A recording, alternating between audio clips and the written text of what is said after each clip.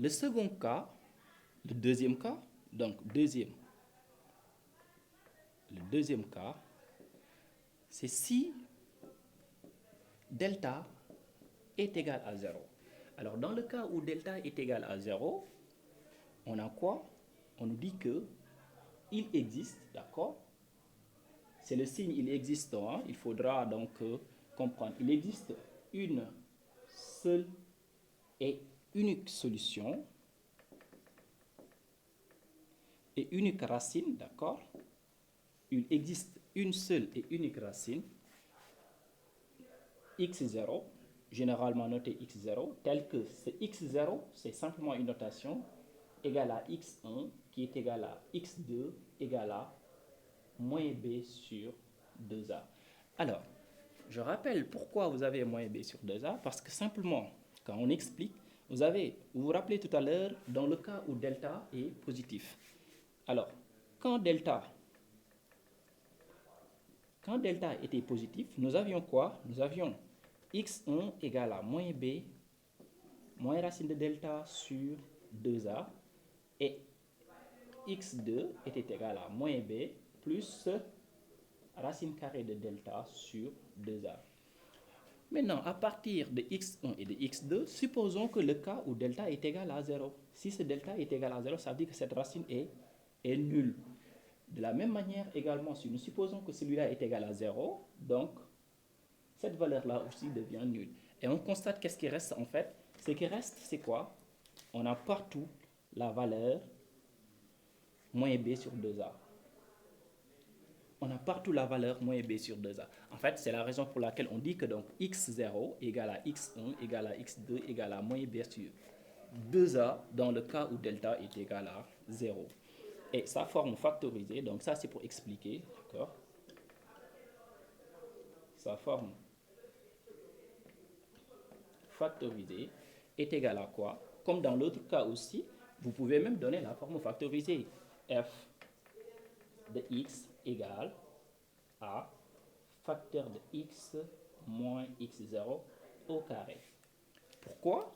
Alors, parce que simplement, tout à l'heure, dans le cas où delta était positif, nous avions la forme factorisée f de x égale à facteur de x moins x1, facteur de x moins x2. Par contre, on vient de nous dire que dans le cas où delta est égal à 0, le x1 va valoir x0. Le x2 également, c'est à la même valeur que x0. Donc, si on remplace x0, on remplace aussi x2 par x0, nous avons donc la même expression x moins x0 qui est multipliée.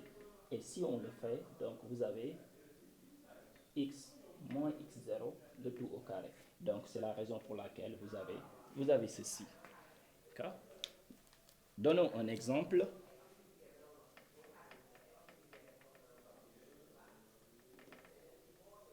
Nous avons f de x égale 2x au carré moins 4x, prenons plus 2.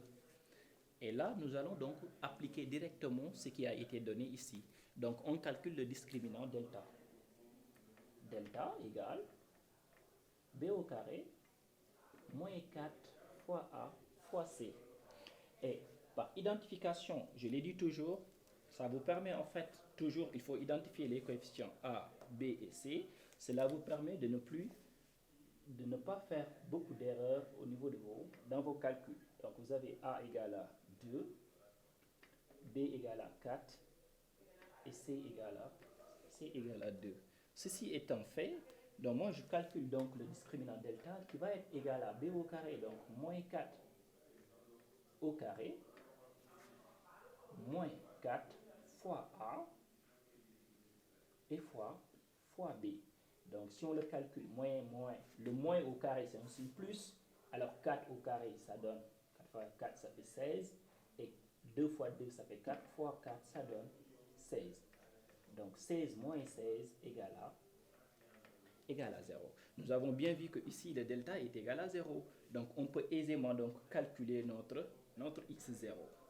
Alors le x0, on va le calculer ici. moins b sur 2a. Et moins b, c'est égal à combien? Moins 4. Donc, vous allez avoir moins fois moins qui va donner plus 4 sur 4 qui va donner égal à 1. Donc, votre x0 est égal à bien, est égal à bien 1. Maintenant, on peut donner aussi sa forme factorisée. Alors, sa forme factorisée égale f forme f pour dire que c'est une forme factorisée, d'accord, de f de x égale à quoi? Donc, la forme factorisée ici de f de x est égale à a, qui est égal à 2, facteur de x moins x0 moins 1, le tout au carré. Voilà donc pour le cas de delta égale à 0. Le troisième cas,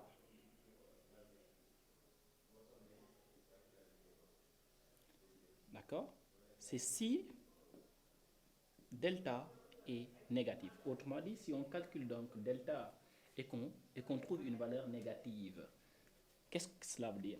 Cela veut dire qu'il existe aucune racine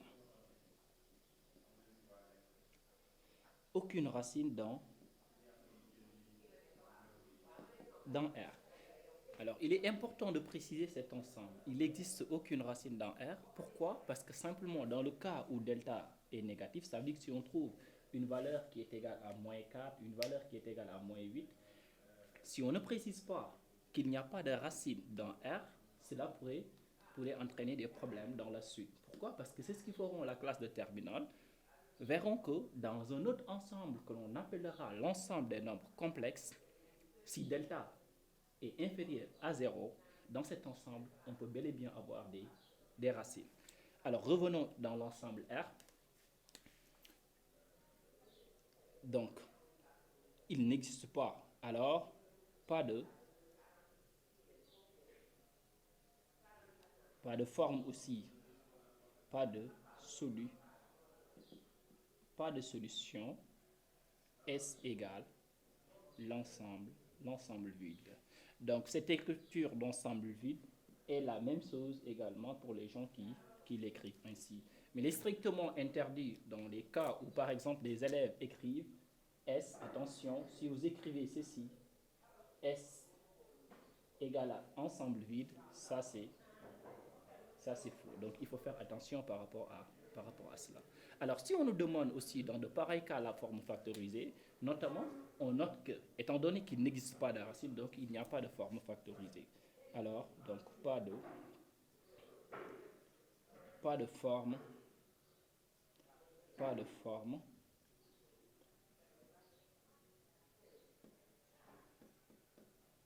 factorisée.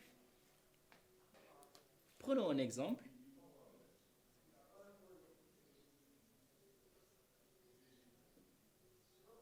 Alors, f de x égale moins 3x au carré moins 2x moins 4. Donc, pour cette fonction, on va calculer le discriminant delta. Mais par rigueur, comme je vous ai toujours dit, identifiez d'abord les réels. A égale à moins 3, B égale à moins 2 et C égale à moins 4. L'identification des coefficients vous permet simplement de ne pas commettre beaucoup d'erreurs dans vos calculs. Alors, on va calculer delta qui est égal à B au carré moins 4AC.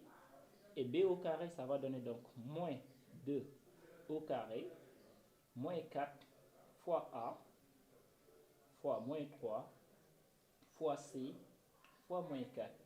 Alors, moins au carré, ça donne plus, donc 2 au carré, ça donne 4.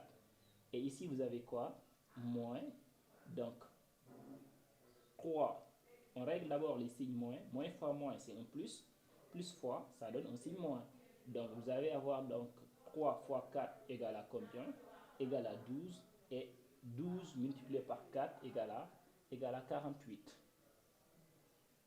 Donc, ça va donner moins 44. Et qu'est-ce qu'on remarque? que delta est négatif. Donc, on dit que delta inférieur ou égal à 0, donc pas de racine dans R. Et donc, S égale à quoi? Ensemble vide. Étant donné qu'ici, il n'y a pas de racine, notamment, on ne peut pas donner sa forme factorisée. Voilà donc tout pour un résumé sur les équations du second degré.